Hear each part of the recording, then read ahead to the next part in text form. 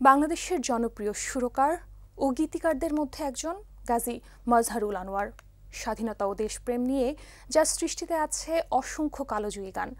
2022 সালের 4 সেপ্টেম্বর প্রয়াত হন তিনি।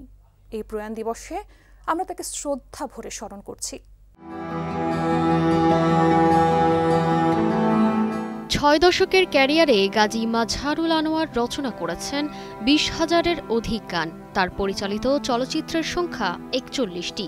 কিংবদন্তি গীতিকার ও সুরকার গাজী মাজহারুল আনোয়ার 1943 সালের 22 ফেব্রুয়ারি কুমিল্লার দাউদকান্দি থানার তালেশ্বর গ্রামে জন্মগ্রহণ করেন।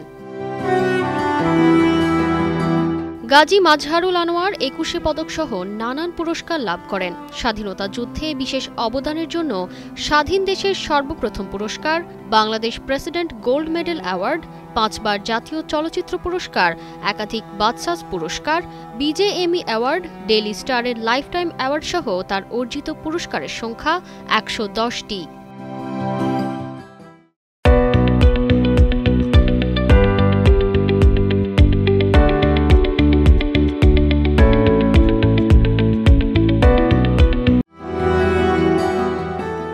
তার লেখা কিছু কালজয়ী গান হল জয় বাংলা, বাংলার জয়, আছেন আমার মুক্তার, আছেন আমার ব্যারিস্টার, একতারা তুই দেশের কথা বল রে এবার বল, একবার যেতে দে না আমার ছোট্ট সোনার গাই, গানের খাতায় স্বরলিপি লিখে, আকাশের হাতে আছে একরাশ নীল, শুধু গান গেয়ে পরিচয়, ও পাখি তোর যন্ত্রণা, ইশারায় শীষ দিয়ে, চোখের নজর এমনই কইরা, এই মন তোমাকে দিলাম, চলে আমার সাইকেল হাওয়ার বেগে প্রভৃতি।